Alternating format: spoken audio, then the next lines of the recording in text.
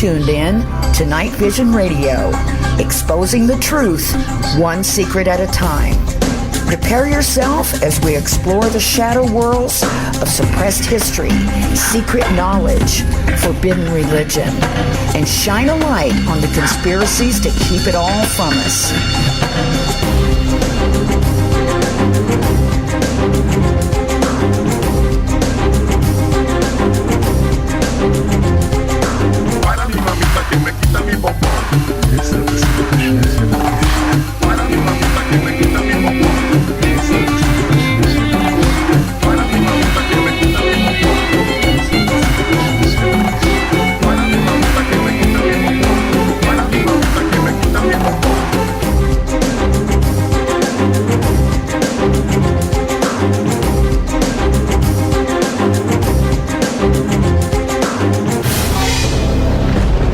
Welcome to Night Vision Radio.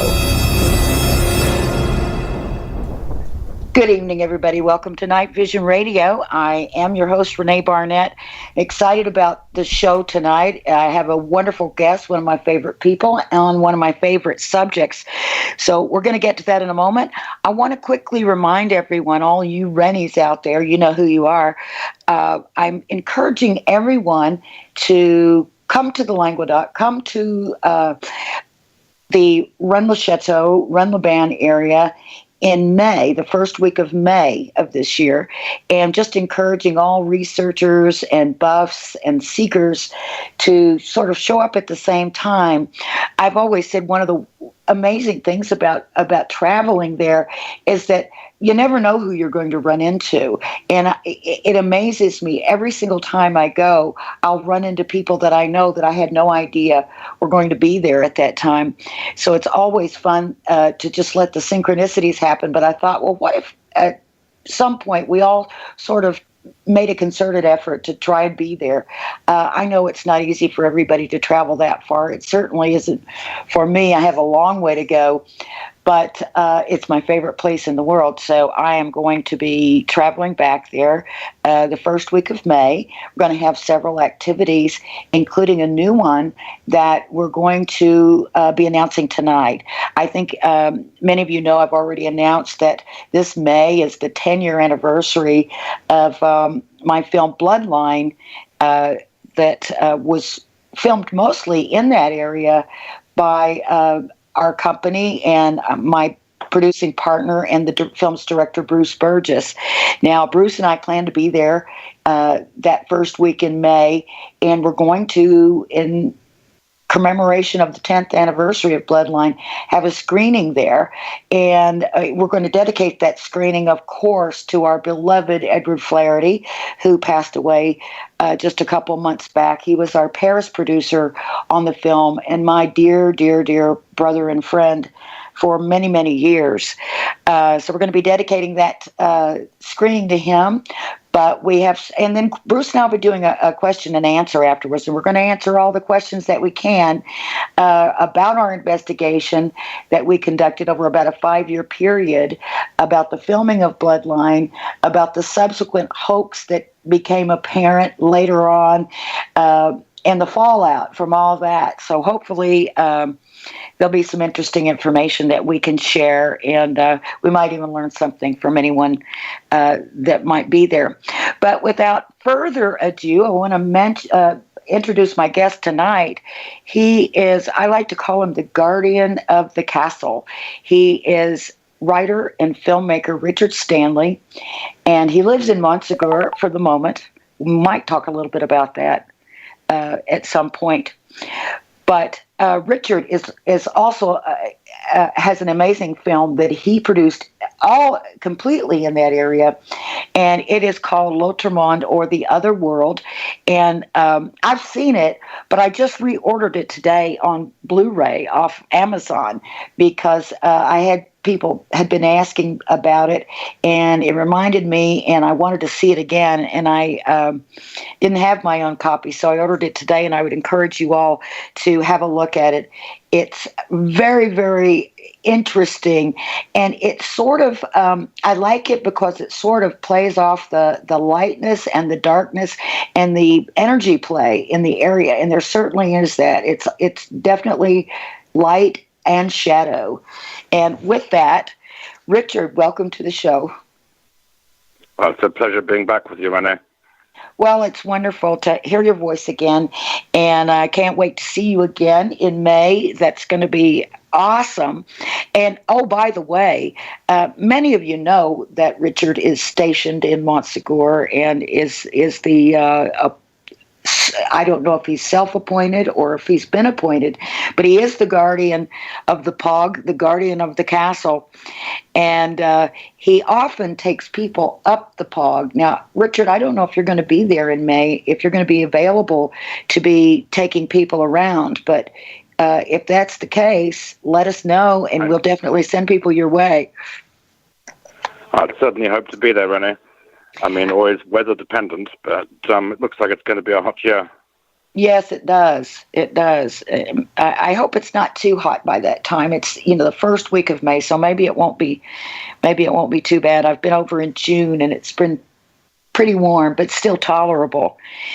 Now, for those who may not know the story of Montsegur or what Montsegur is sort of most known for, is a siege that happened in the year 1244. It was a Cathar fortress. The Cathars were considered heretics by the Roman Church, and during the Inquisition, the armies ultimately breached the castle wall, and after an agreement made with the Cathars to come down a few days later, they marched the Cathars down to the meadow below, where they marched onto the fires and were burned to death because they would not renounce their own faith. And this place, over the centuries, has become a pilgrimage place for people to go, and it's a place of great veneration. And I remember, all my life, and this is a little bit of a side note, I've been drawn to that area of Southwest France. I've always been fascinated with France, but it was odd that it was never Paris. It was always that area, and I never really knew why. And in the early 80s, of course, I read Holy Blood, Holy Grail by the authors Bajet Lee and Lincoln, and I got my first sort of introduction to that area and to the Cathars in that area. And that was what really struck me, not so much the Rennes Chateau mystery that they talked about in the book, but the Cathars. It struck some kind of familiar note with me. And then later, by a couple of years, when I started attending a Gnostic church here in Los Angeles, we learned all about the Cathars. And I just became so drawn to Montsegur. And the first time I was able to travel to Europe in my life was in the year 2004. And the first opportunity I got to travel was basically a business trip. But it was a trip to Southwest France to meet up with Michael Bajet, one of the authors of Holy Blood, Holy Grail, and my producing partner at that time, Bruce Burgess. And we went, and the three of us climbed the POG together. I thought I would never make it to the top. I was so proud of myself, and then I saw these little old ladies bounding up that were 80 years old with their staffs, and then I felt completely humiliated. I was huffing and puffing and red and sweaty. But I had an amazing reaction when I was up there. We went through the castle, Richard, and out the other side, and we were sitting down, and we'd taken some bread and cheese and some water with us, and we were sitting down and having some cheese and bread, and I just started to cry. I couldn't stop myself, and it was sobbing and crying, and Michael and Bruce kept saying, "What's wrong?" And I was going, "I don't know," because it was a very strange thing. I felt I didn't feel sad or bad. It's just my body was having this reaction. I didn't feel the emotion behind it at the time. I just couldn't quit crying. And that was my first experience at Montsegur, and I'll never forget it. In fact, I'm sitting right in front of photographs hanging on the wall of us on that day at the top of Montsegur. And I know that, you know, it's sort of your life's passion, and you feel a real obligation to that area. Can you tell me how it was that you first were introduced to Montsegur? How did you first find yourself there? Well, my experience was very similar to your own, René, in that I also came to the South initially because of Holy Blood and the Holy Grail and the Rennes Chateau mystery. And this introduced me to the idea of the Cathars. And throughout, there were odd images showing up, photographs and books that I hadn't read, often showing warrior women holding swords, or, of course, Otto Rahn and the Nazis searching for the Holy Grail. And right at the beginning, I remember thinking, what has this got to do with Rennes Chateau or Berenger Saunier, and how did this Red Sonja character with the sword come into the story? And just where did the Nazis fit into it? And that drew me to Montsegur. And I don't think I didn't so much fall down on my knees and start crying the first time, because I was, on my very first trip out, I was caught in an electrical storm up there, a massive lightning storm back in 1990. So I was kind of more on my hands and knees, I guess, crawling in terror, reduced to a state of, abject, medieval fear. And that kind of slapped me around hard enough to start respecting the pog. The pog's what we call it, because it's an Occitan word for something that's bigger than a hill but smaller than a mountain. That's right. That's right. And what is the height of the pog? I know it's about, isn't it like 3/4 of a mile, or do you know how? Yeah, it's not too terrible. It's about 1,000 meters, I think. Well, that seemed like forever to me when I was climbing it, I'll tell you. But it was a very rewarding climb. And as I said, I was huffing and puffing, you know, getting maybe 3/4 of the way up, feeling quite smug, you know, and proud of myself, because I didn't think I could do it. And I was quite a bit heavier then than I am now. And so I was sort of, you know, like dragging myself up. And then, you know, these ladies were coming down, and they had to be in their late 70s, early 80s, you know, with their sticks, their walking sticks. And they were, you know, yelling at me, bon garage, you know, allez-vous. And I was like, oh my goodness. And they're just hopping around and with just full of energy, and they had already made the climb. So I was like, oh boy, I was put in my place that day. But yeah, that reaction that I had was odd to me. I think if I'd had the emotion along with it, then I would have thought, oh, you know, I'm having a memory or something like that. But it was just my body absolutely acting on its own. You know, that's a remarkably common reaction too. Really? But it's never happened to me before. I'm sure you've heard stories from other folk who have also reported crying uncontrollably. Yes. Or feeling a need to, falling to their knees and weeping when they get to the top of the mountain or to the tower room. That does seem to be one of the boxes that's ticked fairly regularly. That's really wild. Now, you've spent so much time up there, probably more than anybody I know. And I know, you know, you've gone up at night, you've filmed up there at night, and you've had some strange occurrences at night when you've been up there more than once.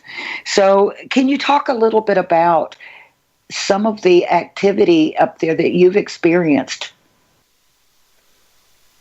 Well, it's one of the privileges of living here, of course. I'm really very selfish.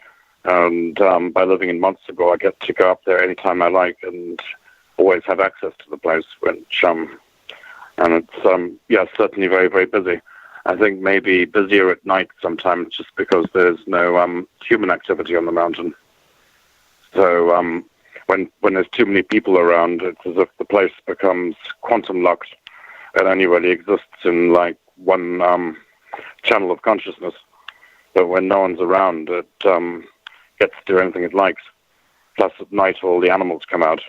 You've got a lot of bats. In summer, you get glowworms, which give off a kind of eerie green photoluminescence. And we've also got a very healthy owl population. And there's in particular a big white owl that's been living up in the castle, and who I've seen a few times over the last few summers. That although I know it's an animal, every time I see it, it feels to me like the real embodiment of magic. And it's such an extraordinary creature that just when nature is going for it like that, it's kind of edges over into the world of the supernatural. Absolutely. And you've had some supernatural experiences up there. Truth be told. Do you feel like sharing some of that? Well, it's a tricky thing, but that's, of course, the reason I moved here. In that up to Montsegur coming into my life, I managed to remain a semi-skeptic and stay on the fence like most people do in this world.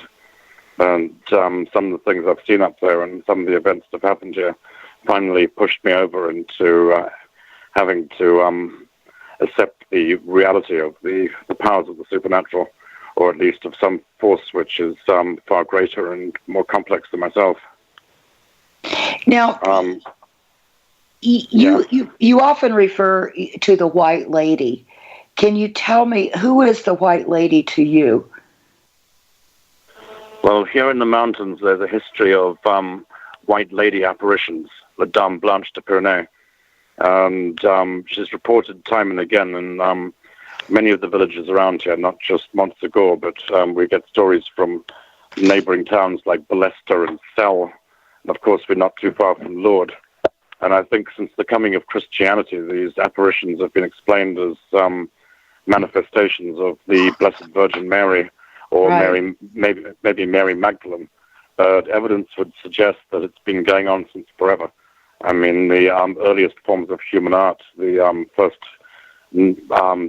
Cro-Magnon carvings, the Neolithic remains are all carvings of mother goddesses. And white ladies usually carved from horses' teeth or mammoth tusks from the end of the last ice age.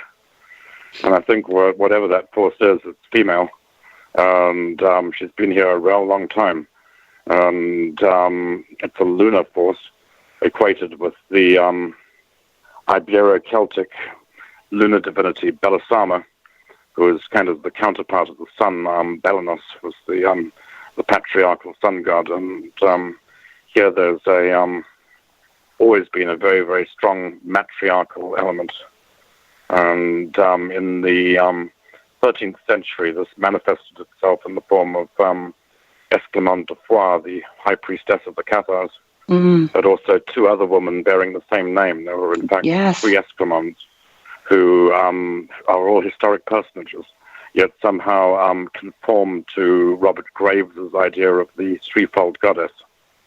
She's kind of our very own Montsegurian Trinity, or threefold guardian, and she is the real guardian of the mountain, not myself. And I feel that there's been something living in this place, or an energy inherent in this land, something akin to the Lady of the Lake from the Arthurian myth, the thing that begats kingship, which is still there somehow on some channel or some level. And it seems also to me that the mountain almost exists in multiple worlds or times at once. Like it's somehow an access point to other levels of consciousness. A place where it's possible for a normal person to raise themselves up and briefly maybe touch the realm of spirit. Well, it certainly is a special place. And, I think everyone who goes there senses that. And there's a lot going on there right now that's sort of putting things in a little bit of danger. I know there's some commercial people, some corporate people that are trying to sort of turn it into an attraction, which is, I was thinking about it again yesterday and about how sad that is. And it's always been so wonderful because you just go and you just ascend on your own. You know, you don't, you can go up there by yourself. It's no big deal. And it's just, I can't imagine what the experience, how it's going to change once you have all kinds of money-making operations going on around there. Is there an update on that? Yeah, it's complex. Certainly living up here in the mountains is never a quiet moment. I mean, there has been a long tussle over the future of the castle. And at the moment, it's looking fairly healthy in that the main part of the battle has been to ensure that people can access the mountain at all times. There should not be a wall or a fence or restricted hours from which you can gain access to the castle. Because I think people should have the right to be up there under the full moon, to be up there at sunrise or at sunset, to be able to experience the place in their own terms, which is something which has been taken away at so many other ancient sites like Stonehenge or Newgrange, where you simply don't have the access. So keeping the summit of Montsegur free has been, I guess, the fundamental aim here over the years. And also to restrict, we've been very committed to try and stop the electrification of the mountain. We don't want electricity up there. We don't want CCTV or floodlighting. Right. Were you able to get that stopped on the grounds of the endangered animals up there, or? Yeah, that was a part of it. Because ultimately you can't argue that pumping hundreds of thousands of volts into the place is going to affect the geotelluric energy or the magnetic field. So we had to argue that it would, of course, drive away the owl population and affect the toads, salamanders, and the Pyrenean long-eared bat, which, like the giant toad, is an endangered species. So we were able to, mount an ecological argument against floodlighting as well as a spiritual one. And that at the moment is looking quite good in that, for the time being at least, I think the castle is going to remain pretty much untouched. And simultaneously, that was a big battle about 2 years ago, but I think now it's settled down to a point where whatever happens, the mountain itself and the castle will stay the same. I don't think that's widely known. I'm so glad to hear that. I did not know that. I didn't know that kind of progress had been made. And thank you so much for your work in that area. I know you've done a lot.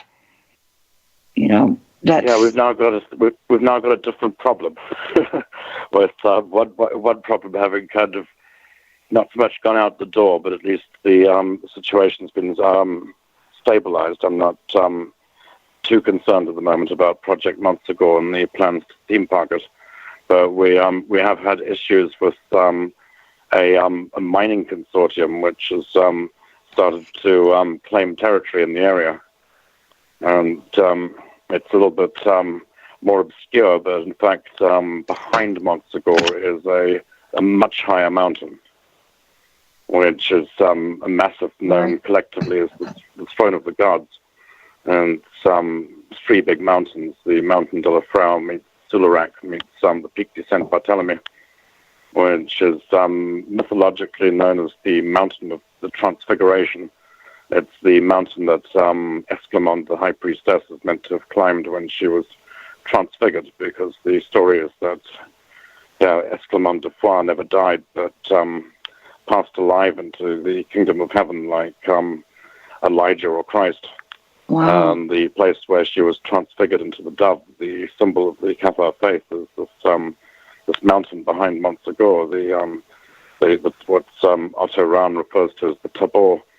And there's a mining consortium called the IMRIS Group, who are an international consortium of links to Rio Tinto, who have found a newly detected mineral element called IMRIS talc in the Tabor. This is a form of talcum powder, ironically used in beauty products and skin creams for skin rejuvenation. And they've been eating their way through the mountain from the other side of the valley, from the side of the Ariège. But unfortunately, in the last 12 months, have managed to claim land, which was formerly designated as regional parkland, and have moved around onto the Montsegur Valley side of the mountain, and have started to eat their way towards the headwaters of the river, which is causing me a degree of concern. Wow. Also partially because the whole area was originally going to be shortlisted as a UNESCO World Heritage Site. And in the last 12 months, UNESCO has effectively gone bankrupt, or at least is not in a position anymore to be able to protect World Heritage Sites. So the commune of Montsegur hasn't been able to pin down control of all of the land that they had originally hoped would be part of the park. And as a result, some of the mountain has fallen into the hands of the IMRIS Group. So who owns the mountain? Now, technically, the commune of Montsegur bought all of the land as far as the summits of the surrounding mountains. Oh, I see. And unfortunately, they didn't actually buy it with real money. They loaned the money, and they were hoping that they would get the money back from UNESCO or from the French government, which hasn't happened. To offset their debts, they gave up part of the Pic de Saint Barthélemy and ceded it to the IMRIS Group, who are pulverizing the mountain to extract this talcum powder. The process means that they essentially have to turn the mountain to dust. They're literally pulverizing it. And the process also could release radon, which is a radioactive gas, and some forms of the long fiber talc, which is something called IMRIS, HARG talc, also is bonded with asbestos, which is obviously carcinogenous. So, this has been a recent development in the Montsegur siege scenario. There's always some form of materialism. The Cathar Rex Mundi threatening to eat the mountain or the valley. So at this stage, more concerned with the IMRIS Group than I am with the theme park people. So basically, because of finances, has the commune had to cut a deal with the IMRIS Group? Is that what it is? Yeah. Ironically, we have our very own Trump here in Montsegur, who is a former French aerospace tycoon named Robert Finance. Yeah. Spelled finance. Mr. Finance, that's right. It's really crazy. But he's a former aerospace tycoon who's come out of the Toulousian aerospace industry and has taken over our local government. So he's our maire here in Montsegur. And at some point, about 2 years ago, Monsieur Finance and the commune did a deal with the IMRIS Group, which nobody knew about until last summer, when I started to see lights moving on the mountain. And then we saw that people were cutting a road around from the Ariège side of the valley into the valley of Montsegur, at which point we started asking questions about how this had happened and what was going on. And learned that a chunk of the area formerly designated as a regional park had been... Now, do you think this Monsieur Finance, do you think that his interests are purely commercial or capitalistic, or is something more sinister that you might suspect? Well, depends whether you believe in the Cathar notion of Rex Mundi, of the god of the material world. There's the sense that the mountain, the Pog, is constantly being besieged by the forces of materialism. And in the past, and patriarchy, in the past, that appeared in the form of the Crusaders and the Inquisition, and then the Nazis. We had panzer tanks here in 1944, and now materialism just seems to have taken on a different aspect. With the Imrus group, it's a perfect storm of greed and vanity. It's also a beauty product. And that seems to me to be how the devil, or Uncle Rex, as I refer to Rex Mundi, likes to work. And I don't know if people even know that they're human agents of that force. It could be that folk completely unwittingly go about doing what they're doing, but the total effect of it is it will potentially reduce a big chunk of the tabor to dust. Wow. And possibly radioactive dust at that. That's terrible. I wasn't fully aware of that problem. I knew there was the mining situation, but I didn't realize how extensive it was and how dangerous it was to the landscape there. That's not good. Yeah, it's not good at all. It's part of the reason why it's so obscure is because nobody ever goes there. It's much higher than Montsegur. It's like 3,000 meters up. So it's beyond the distance that not regular tourists or most ramblers are prepared to actually go. Sure. So, it's been a little off the radar as a result. It really has. It really has. I mean, I remember the peak that you're talking about, but I had no idea about the Esclarmonde story of her ascending from that peak. That's pretty amazing. Now, you often refer to this area as the zone. Tell me, what are the parameters of the zone? And well, it feels to me that there's an area of about 150 square kilometers, which you can roughly say are enclosed by Montsegur on this side, and Rennes-le-Château. Hi, it's Jamie, Progressive #1, #2 employee. Leave a message at the... Hey, Jamie, it's me, Jamie. This is your daily pep talk. I know it's been rough going ever since people found out about your a cappella group, Mad Harmony, but you will bounce back. I mean, you're the guy always helping people find coverage options with the Name Your Price tool. It should be you giving me the pep talk. Now get out there, hit that high note, and take Mad Harmony all the way to nationals this year! Sorry, it's pitchy. Progressive Casualty Insurance Company and Affiliates. Price and coverage match limited by state law. Bucharest at the other end of the pentagram. Yep. And you can really tell when you drive into it. It's difficult to fully mark the map, but you can always tell when you've left the straight and narrow of the real world behind, and you've sort of slipped sideways into whatever it is. I think it happens to you a little bit after you come out of Cuisa and you start to come up to the Rennes Plateau. I've tried to explain that feeling to people who've not been there, and it seems like not only do you slip into the zone, but within the zone, it seems like you slip in and out of certain areas that feel different. And sometimes they feel different one day than the next. There seems to be a lot of energy play going on around there. I know the telluric energy is very, very strong there. In fact, the old mayor, Jean-Francois Willier, told us when we weren't even filming Bloodline yet, we were researching, and he told us, he said, the real secret to Rennes-le-Château was not buried treasure, it's the telluric energy. And at the time, I kind of brushed it aside. Yeah, and I kind of brushed it aside, especially coming from him. I didn't pay that much attention. And then, but later, I began to really start thinking, maybe he was really onto something there. Yeah, I just love any sentence that starts with the real secret of Rennes-le-Château. Yeah. Is X. Fill in the blank. Yeah, so many extraordinary statements have come to me that way.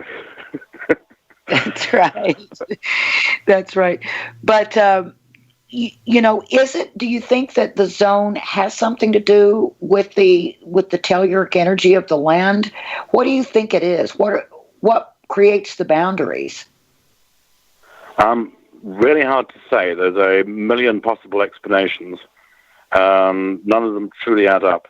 I mean, certainly there's a lot of energy going on here. Why? It's hard to say.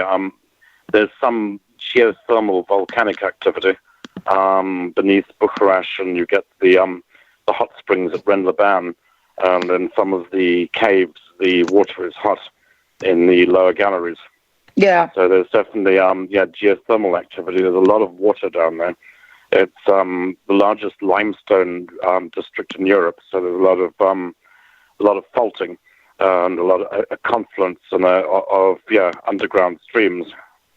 And certainly, in some cases, like at Bucharest, there's an actual magnetic deflection on the compass, where whatever it is strong enough to literally affect compass needles or aerial navigation. And you can imagine it's strong enough to affect brainwaves. Another possibility is that there's a very high iron content in these mountains.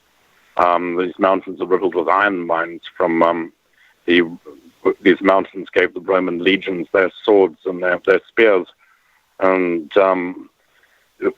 possibly the sheer presence of the magnetic field of the mountains might have an effect on brainwaves or our perception, but we literally don't know. It's as if the whole of space-time is a little bit off around here. And you can certainly time seems to move at a different rate when you're in the zone as well. Certainly things move slower, which I enjoy very much. The outside world seems to move at a much faster, more frantic pace. That's true. It is. You are in a different world when you're there. I feel like I'm completely in a different kind of place when I'm there than when I'm anywhere else, but certainly than when I'm at home. But, Mount Bucharest is certainly a legendary place, a strange place, and it's attracted the attention of so many, famous authors who've, included bits of it in their work, and filmmakers and all kinds of people. And it's said it's called the Upside Down Mountain because the bottom part is actually newer than the top part. So at some point it's such a flipped over. And now you also hear people say, now I don't know, what do you think about this, Richard? You hear people say that you see UFOs around Bucharest. Have you ever seen anything like that? Or do you have any thoughts on that? I've never seen a UFO myself. I mean, I've never seen, let's amend that. I've never seen an alien craft. Or I've seen plenty of unidentified flying objects and weird space junk and falling things in the sky over the years, but I'm not convinced I've seen any controlled craft. But I will allow that the symptoms of UFO contactees and the symptoms of white lady contactees and the symptoms of little person contactees, people who run into fairies, elves, or gnomes, which is also something fairly commonly reported around here, tend to be very similar. The experiences are similar enough for me to think that it's the same phenomena being differently interpreted. Wow. All right. Well, I think this might be a good place to take a quick break, Richard. And when we come back, more about the zone and about Richard Stanley. Absolutely. Hang in there with us. We'll be right back. Thanks for being with us tonight on Night Vision. If you're just joining us tonight, my guest is filmmaker, writer Richard Stanley, coming to us live from Montsegur in the southwest part of France. Now, Richard, I hinted to you off the air that I was going to ask you about something. I was going to take you back in time. My first connection with you, if you can even call it that, had to be at least a dozen years ago. And it had to do with my producing partner. We had a company at the time called Blue Book Films, and his name is Bruce Burgess. He's a film director in London. He's right now producing series for the BBC and I think maybe another network or two, but he produces Forbidden History right now for, I think it's the BBC, maybe it's BBC One. But anyhow, he and I had a company back then, and we had offices in Los Angeles and an office in London. And he approached me with this show idea. He said he knew this guy in London that was somehow, now some of this may be wrong, I don't know, related to some famous explorers or something, and that at some point one of his relatives had brought back this fetish doll called an Onomo from the Dogon tribe in Africa, and that fetish had caused problems for each person in the family that had held on to it.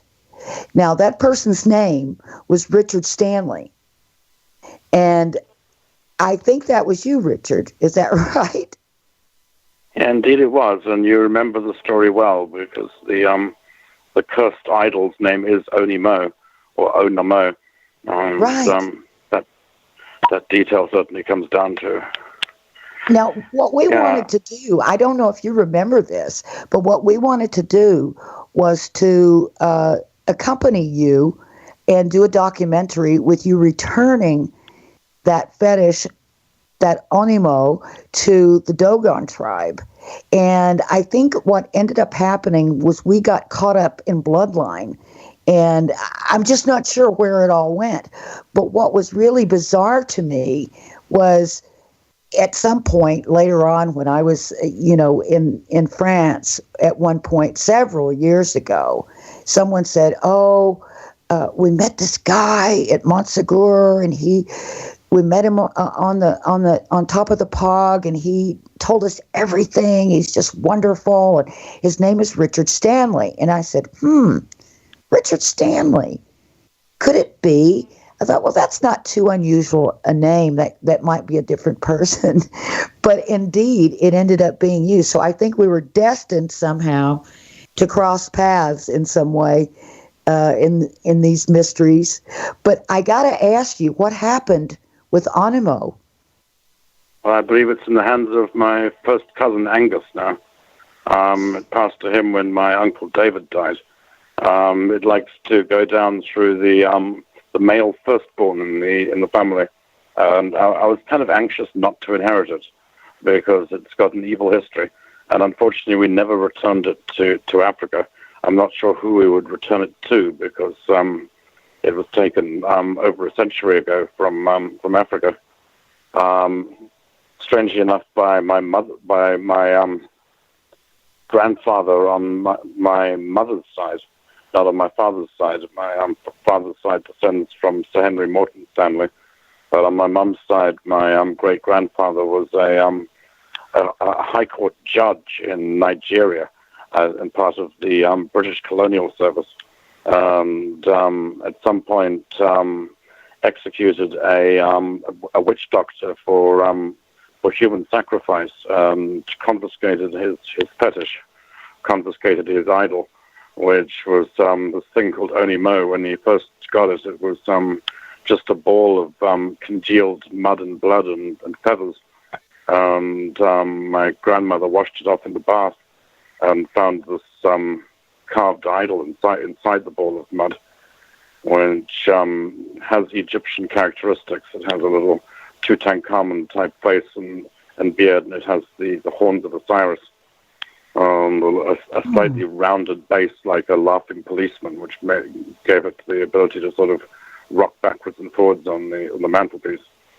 My granddad had it set up in the court in Nigeria where he was posted and gave people the option of swearing on it and or the Bible when various trials. Oh gosh! Yeah, Onimo. Oh my gosh! Now, what kind of things befell the holders of the fetish. Lots of bad luck, is what lost fortune. That's what my mother always said. Is that your life really comes to nothing when only Mo gets there. Like my grandfather became a chronic alcoholic, was thrown out of the colonial service, became pretty much a shut-in. Lived through World War II. There's a story about how he refused to go in the bunker during the Blitz, but would sit it out with only Mo instead, and stay in his armchair. And but yeah, then it passed to my uncle David, who was again involved with Africa, who was in the SAS, the Special Air Service, at the time of the Mau Mau, in Kenya, and screwed up his back in a parachute jump in Kenya, and then was invalided out of the service, and spent most of the rest of his life sitting in the armchair with only Mo on the mantelpiece. So, wow. Yeah, I think, the notion was to try and break the curse by taking the idol back to Africa and apologizing, I guess, for the generations of colonial bloodshed that went into the thing. Yeah, well, maybe we should still do that one day. Yeah, I'm sure my cousin Angus would be up for it. I haven't been checking to see what his life has been like since he inherited it.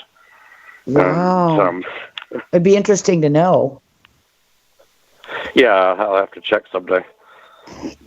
By the way, that cursed idol. Yeah, the British Museum tried to buy it at one point in my granddad's time, but he refused to sell it. So I know it's got some archaeological value. Well, yeah, and it seems like he was kind of attached to it. He's the one that refused to go in the shelter during the I always like that story in the way that only Mo rocked backwards and forwards when the bombs were bursting. Wow. That's pretty wild. Well, that's so funny. You know, I never got that story straight with you. When I've seen you there in France, there's been a lot of people around and lots of other conversations going on, so we never really straightened that out. And I always wanted to. I always wondered about that. But that is an interesting story. It's tantalizing because it also speaks of some connection between African tribal magic and dynastic Egypt, and just how long that little thing was wandering around across Africa, passed from hand to hand, and being venerated by different people. Yeah, it's hard to know. That's it. Do you have a photograph of it? Maybe somewhere. Oh, I'd love to see it. I pictured it totally different than what you described it. The feathers and all that, yeah, but not the kind of Egyptian-looking face that you described. That is really interesting. It's a weird thing. He's got a little Tutankhamun beard and these like horns of Osiris. Very severe little face. Wow. That is very strange. Well, that's interesting. That's another zone altogether. Yeah, indeed. Indeed. With the Dogon culture as well, it takes you off in a totally different direction. The Nomo were the ancestral race that came from the stars in Dogon culture. And O was their leader. That's right. And yeah, they had some pretty interesting astrological information that, a long time before they probably should have had it. The Dogons, they knew a lot about star systems and things like that before there was ever equipment to reveal that to us. So it's pretty interesting. But yeah, I think we could find the tribe, the particular village, and find the head of the tribe and maybe return it with apologies, like you said. And, if Angus wants to get rid of it, if he's having hard times and he feels like it's time to give it up. But it sounds like your grandfather was rather attached to it. Yeah, in some way he was quite familiar with it. But But he was also batshit crazy by the latter years of his life. Right. Well, now back to the other zone, back to Southwest France. Indeed. You know, we talked about the zone, and have you done any research in the Perilous area? I've heard some very strange stories out of Perilous and things happening to people. And where does that fall? That's outside the zone, isn't it? Yeah, I mean, trying to plot the exact outlines of the zone is tricky. I mean, it's a bit of a movable feast. But there's stuff that's going on down in the Perilous area, and there's also stuff that happens around Canigou. A lot of people insist that Canigou is a portal area, which is another area, and kind of next door to us, joined at the hip to the zone. You know, that portal theme, keeps coming up with respect to different spots in that region. I know Gloria Amendola and I have talked a lot about, a portal in Rennes-le-Chateau and where we feel that is located, just our sense of it from all kinds of experiences and things. But it seems like, that whole area, like you said, it's kind of a movable feast. It's kind of a fluid thing. Like, yeah, I actually adopted the idea of the zone from the concept of the zone was first proposed in a science fiction novel called Roadside Picnic, written by two Russian writers, Boris and Arkady Strugatsky. That was the basis for a very good movie by Andrei Tarkovsky called Stalker, which situates the zone as being in Russia. In the book, the zone is in Canada. But it also mentions this notion of zones having appeared all over the earth. And I think there's, the zone could be pretty much any part of the world, but you always know it when you step into it. And here I adopted the idea largely because I got tired of all the different towns competing as to who had the mystery. The Holy Grail is in Montsegur, or the Ark of the Covenant is under Rennes-le-Chateau, or there's an alien parking garage under Bucharest. Right. I thought that it would be easier to consider the entire area as being a little strange. And within the zone, there's always the notion that somewhere hidden within that place is the thing which will grant you your dearest wish. There's always a lost treasure or something the equivalent of the Holy Grail or the shining globe or the room or the thing that will give you your heart's desire. No one's quite sure what it is. Some it's a book or some lost treasure, but every town or place seems to have a lost book or a lost cup or some symbol of perfect attainment, which is somehow lost in the middle of the labyrinth, which most of the seekers out here are somehow looking for.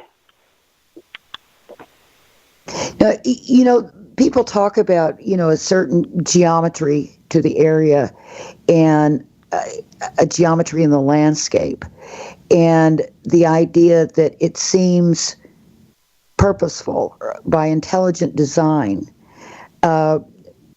even to the extent of maybe being terraformed. Do you have any ideas on that? What is it about that place that makes it so special? Was it deliberately set up, do you think? Well, that's one possibility. Certainly that notion that the area was terraformed by aliens or gods or Lovecraftian ultra-dimensional beings at some point in ancient times, I think was first introduced by David Woods in his book Genesis back in the mid-'80s, when Woods, who was a British surveyor, surveyed the zone and established the basic pentagram. There is a vast natural pentagram, which is, again, reasonably easy to draw.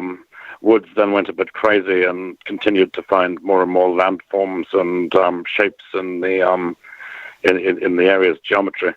and initially felt that he had found something like the genitalia of the gods. He found first the vagina of Nut, and then the typhonic phallus, and then zoomed out and discovered that the entire area from above, the mountains all looked like a vast donkey, which he termed the evil ass. And then manages to tease this out into a creation myth where he imagined that the entire area had been terraformed by gods to show how mankind had been created through the genetic manipulation of animals, which I think was an idea introduced in the mid-'80s. Since then, various other folk have continued to build on the pentagram and extrapolate more and more elaborate terrestrial zodiacs and really geometric labyrinths. These are just more attempts to try to contain or describe the forces at work, in this case through geometry. Other people try and find it through numerology or through etymology, through the decoding the place names and breaking down incessantly different parts of language to try and figure out what's really going on. But I think these are all sort of an obsessive-compulsive attempts to try to rationalize or understand what's happening. I'm not sure any of them are actually valid explanations, but they all need to be duly considered. I mean, all we really know is that everywhere around here it's a little strange, a little off. But the different towns seem to exist in different genres. Like, it's different styles of weirdness. Like, Montsegur, it's like we're trapped in Lord of the Rings or Game of Thrones or something. There's a definite high fantasy, medieval aspect to it. Yes. Whereas Rennes le Chateau operates in a sort of diabolic conspiracy theory universe, where it feels a bit like a late 70s, early 80s Euro devil movie. So it's kind of the Italian horror movie of the bunch, whereas Bucharest is plainly a science fiction movie. Yeah, and has UFOs, underground parking garages for aliens, and of course the celebrated standoff with the French military in 2012. Well, I've heard tales that people have seen Bucharest glowing green at night. Have you ever heard that or seen anything like that? I've never seen Bucharest glow green at night. I mean, I wouldn't put it past the place. And so certainly a very odd mountain. You can see it very well from Montsegur. Oh, yeah. It's exactly the same height as Montsegur, and it looks a bit like Devil's Tower from Close Encounters from over here. When you sit on the battlement of the castle, and on the far side of the zone, and it certainly has a presence. Yeah, there's an amazing view, of course, from the Tour Magdala, too, in Rennes le Chateau of Bucharest. I posted a picture that I took the last time I was on top of the tower of Mount Bucharest in the clouds, and I posted it in the chat room just a few minutes ago. If you're listening, we've still got a few more minutes to go. You could join us in the chat room at irnchat.com and post your comments there. Now, and join us in the conversation. Lots of good people in there, lots of good conversation going on. Now, I do want to mention again your movie, L'Autre Monde, The Other World, and it is available. You can order it on Amazon and probably other major retailers as well. But I ordered it off Amazon today. Although I've already seen it, I wanted my own copy. I saw it on Netflix, which I don't think it's any longer available on Netflix. But you can certainly get your own copy. And now, how long did you take to do that film? And I was going to ask you what drew you to do it, but it's obvious, and it was such a wonderful portrayal of this sort of high strangeness of the area, which I loved, because it's so hard to sort of encapsulate that and explain that to anyone, but you did a good job of showing it, and I think that is really wonderful. I really enjoyed the film myself. Indeed. Loved it. It's certainly inscrutable. And want to remind people that, we are going to be having a screening there in the region the first week of May of Otherworld, and would love to see you there. And hopefully we'll get Richard over there to answer questions afterwards. Definitely. Right. Definitely. Yeah. So what's next for you? Are you making another film? Well, I'm very much hoping to make another drama film, but I'm not going to tell you about what the subject's going to be, because I don't want to curse it. Oh. And, it's been a while since I've done a full dramatic movie. And, after Otherworld, want to step away from documentaries for a while. Oh, really? Otherworld happened completely by accident. That was simply because a bunch of professional film equipment, a very talented cameraman fell into my lap. In fact, he'd just broken up with his French girlfriend and needed a place to stay. And we happened to have high-quality cameras in our hands. And, bored Kareem, my cameraman, started taking shots of the things that were going on, progressed to interviewing the neighbors and the people who were around. And it started to become a ball of string without actually anyone planning on it. So it's very much a portrait of day-to-day life here in the zone. Absolutely. Well, your house is it's definitely in the zone. And, if I could say, you're the only person I know that, the moment you step inside, there's a portrait of Vlad the Impaler right by the front door as you go in.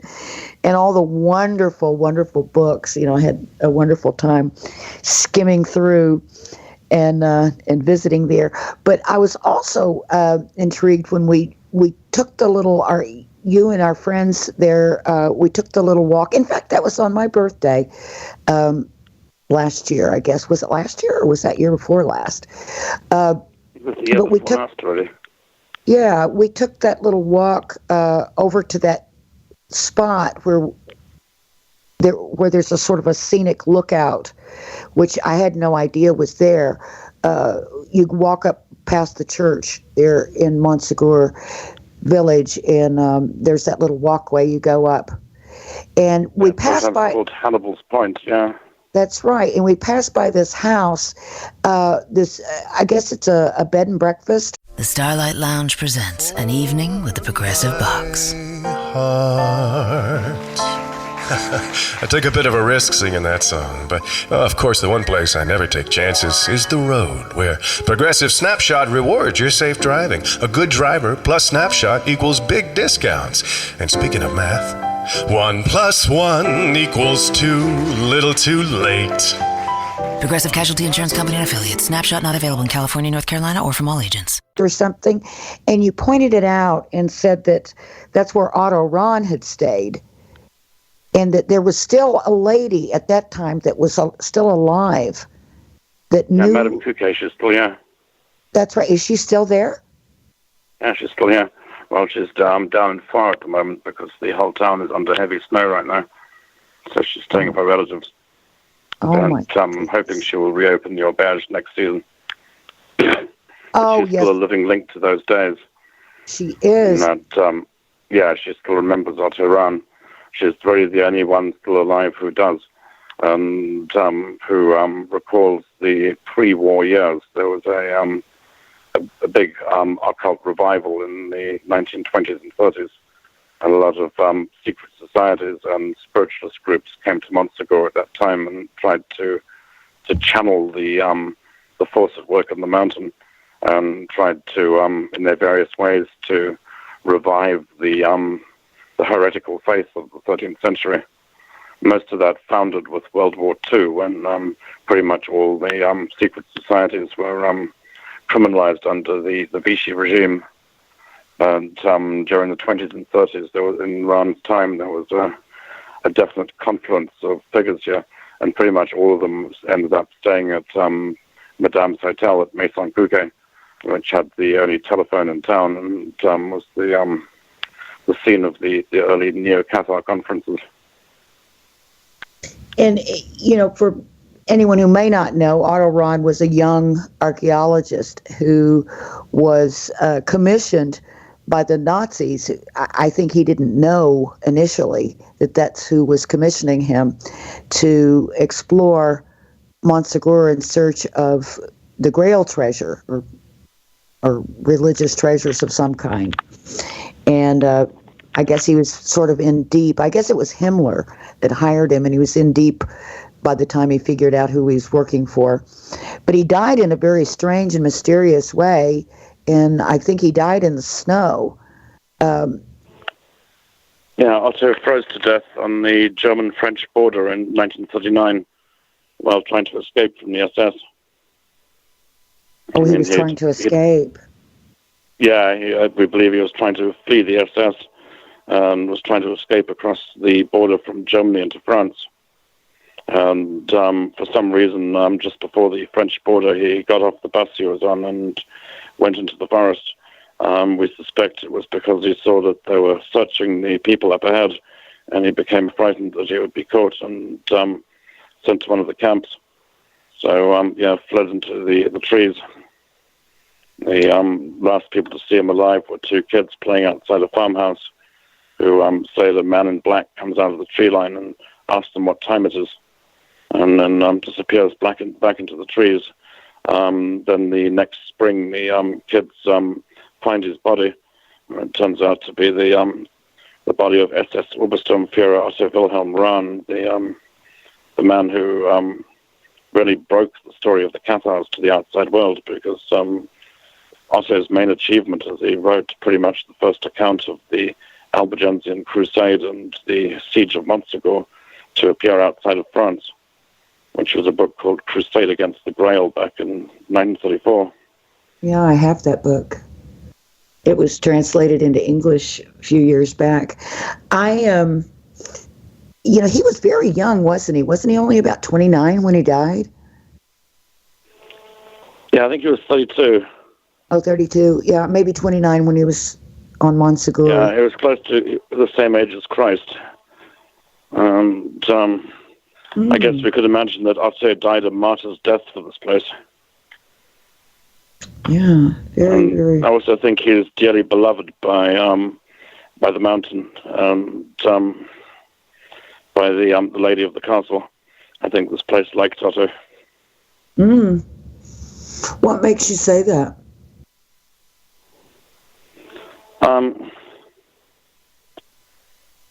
Well, I only got involved in this because I was following Otto. Otto really opened my eyes to this mystery, in that by going to the places that he writes about in Crusade Against the Grail and Court of Lucifer, it acts like a roadmap to an almost vanished Europe, to another world. But I began to become increasingly impressed with Otto's sensibilities, and that he certainly knew a good spot. And in the course of making a documentary on him back in the late 90s, I had the opportunity to go to as many of the sites he writes about as possible, and became increasingly fond of Otto's take on the world. And that, we think he probably had the sixth sense, or his niece Ingeborg, who I met, said he had the seventh sight, whatever that is.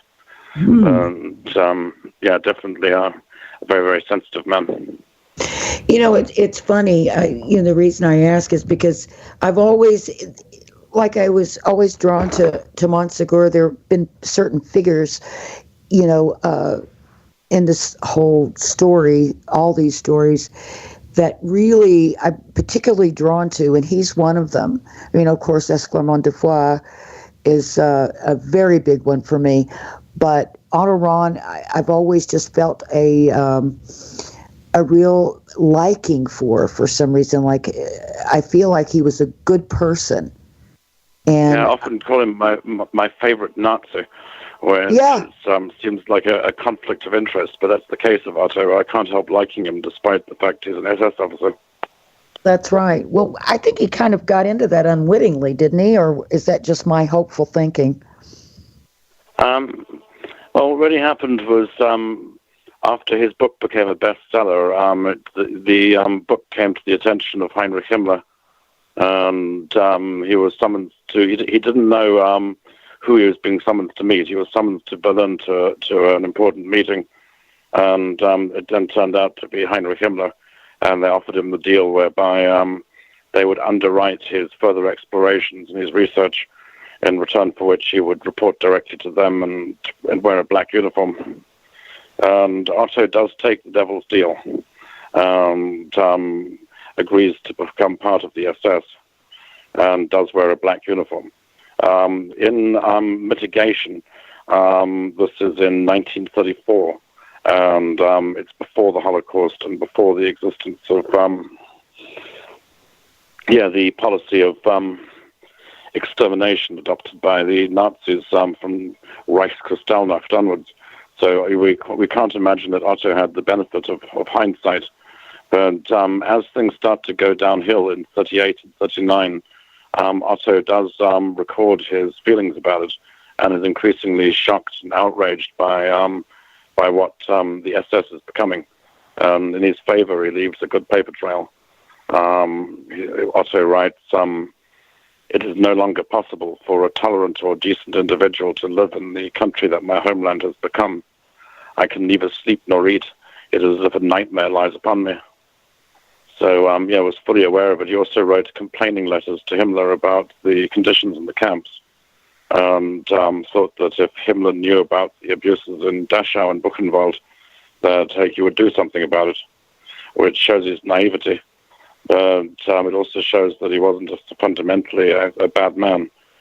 So, and then, of course, he eventually breaks with the SS completely, which you can't do, and essentially goes on the run. Now, you said you made a documentary on Otto Rahn? Yeah, it's a film called The Secret Glory.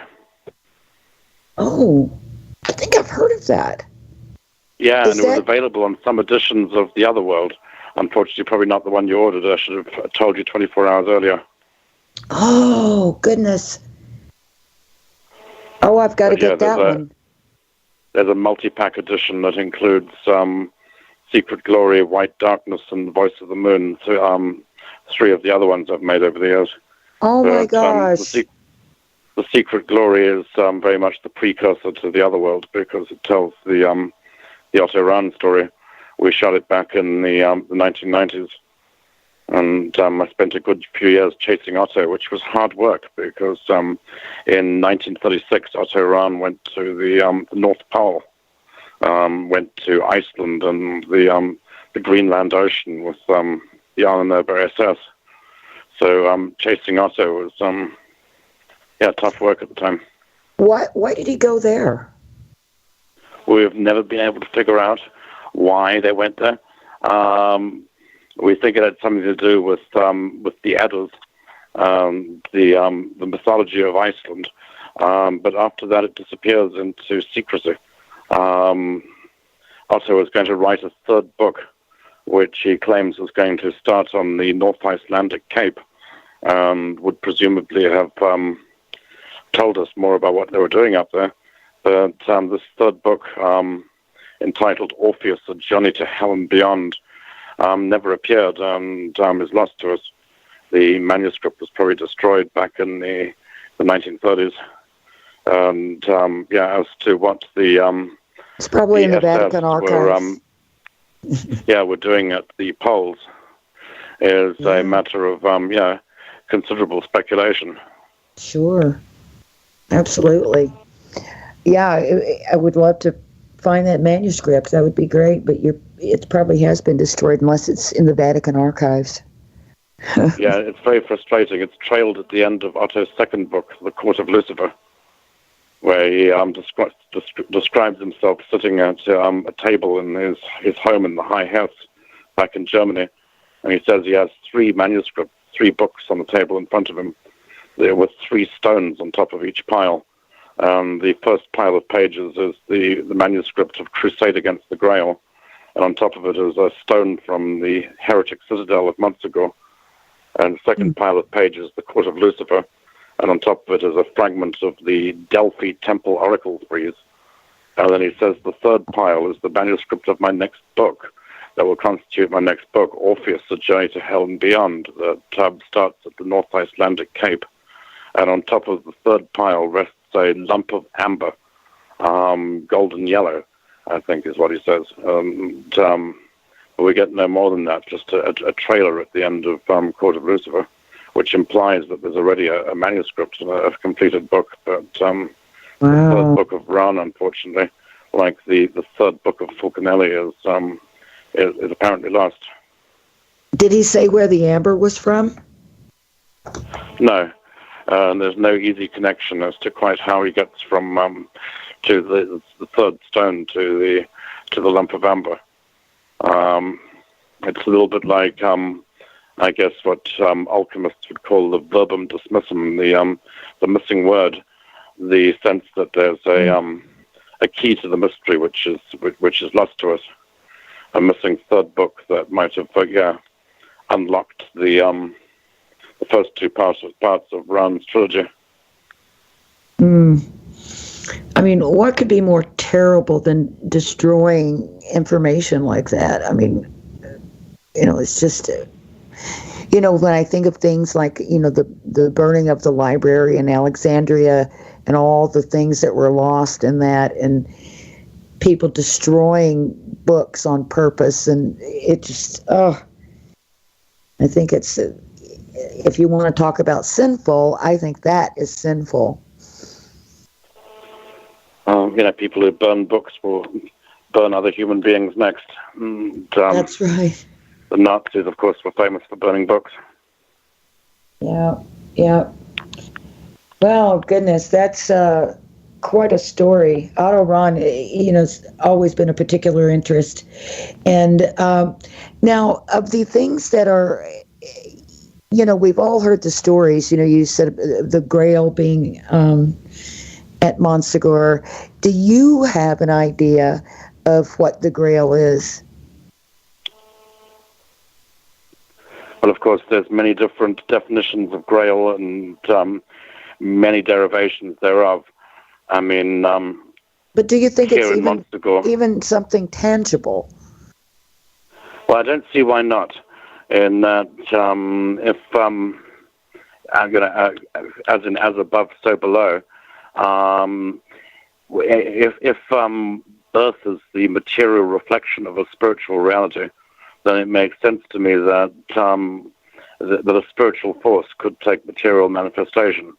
That something which is an ideal or a spiritual force could also have some form of earthly presence. And there have certainly been different relics over the years that would conform to this notion of the Holy Grail.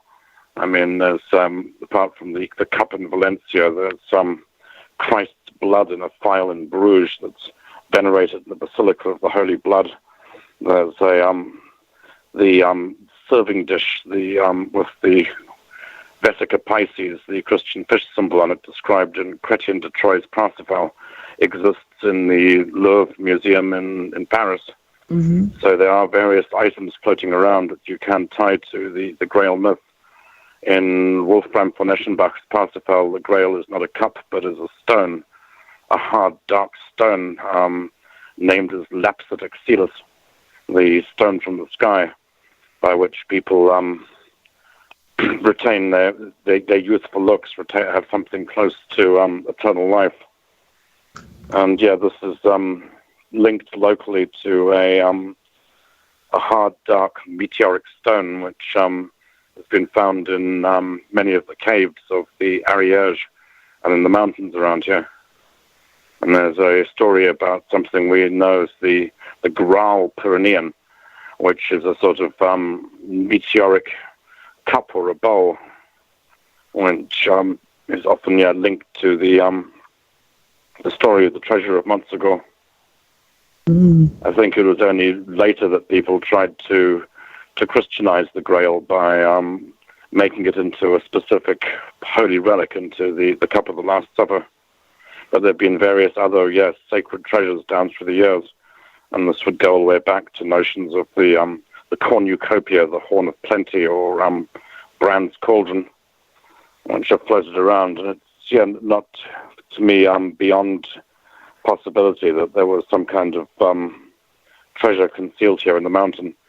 Otto Rahn described it as the diadem of Lucifer, the crown of Lucifer, the stone that fell from the brow of the rebel angel when he was cast out of heaven, that the fallen angels seek to regain, so that their master might one day recover his lost link with God and regain his rightful place in the kingdom of heaven. I guess a symbol of of whatever it is that we've lost in the course of that fall into material incarnation. So, I guess there are a lot of descriptions of the Grail. I'm holding in my hand as we close. I think the music is starting now. It's time to say goodbye, but I'm holding in my hand 2 little stones that you gave me from Montsegur, the little bleeding meteorite stones. Do you remember that? I'm so glad you still have those. Yes, indeed. I have them holding in my hand as we speak. And they do indeed bleed, and the blood seems to have a healing virtue. They secrete a ferrous solution, 99% pure iron, bringing us back to that issue about the iron content of the mountains again. Magic and stones. Blood being red because of the iron, Well, we're going to have to say goodnight, Richard. I'm so sorry, but the music is playing, and it's time to go. Thank you so much. Always a pleasure. Looking forward to having you back out here. Oh, I can't wait. Hope to see you all there with us in France in May. Good night, everybody, and thank you. Take care. Happy Bridget's Day.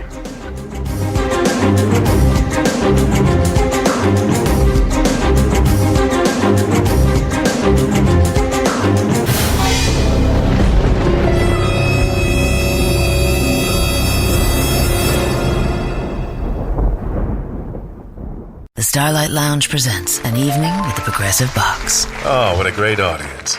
Let's dim the lights for this next one. Oh, too much. There it is. Gotta get things just right. Like Progressive's Name Your Price tool. Tell us what you want to pay, and we help you find coverage options that fit your budget. And now, the mood is right. Wait, the lights are back on again. Trudy, can you? And now it's completely dark. Progressive Casualty Insurance Company and Affiliates. Price and coverage match.